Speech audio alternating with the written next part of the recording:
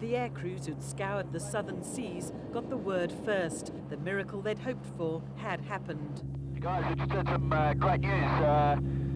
Mr. Bullimore has been found in the hull of the yacht and he's alive. Should be okay. They'll get him on Adelaide pretty soon. Yeah, river!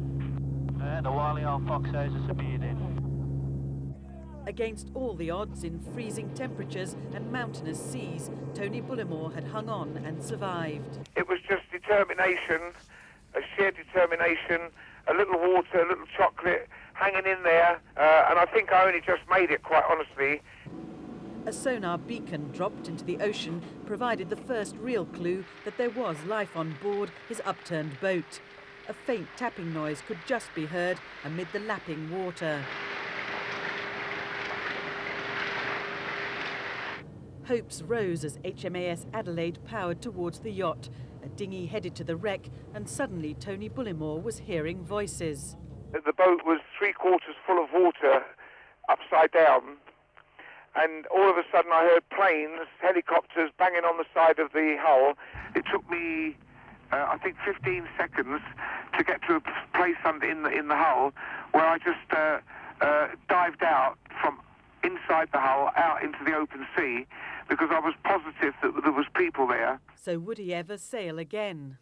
I think I've got to ask my wife that one. I still love sailing, but I've got to check it out with my wife. Back home, this was his wife's reaction. Open a bottle of champagne and we drink and we shout and we scream and we said, "He's alive! He's alive!" The Navy, who quickly ferried him to safety, were amazed to find him in such good health, having kept his head so well during the rescue operation. Originally they were thinking of knocking on the hull of the yacht to see if there was anyone in. Someone decided to ask the question, "Hello, is anyone there?" And hello came back from inside the yacht, and of course that created great surprise, and they immediately notified the ship, and then the next thing they knew, this head was bobbing in the water.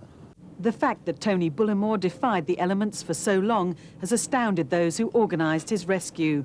Crucial, they say, is that he recognised at once that staying put was the key to staying alive.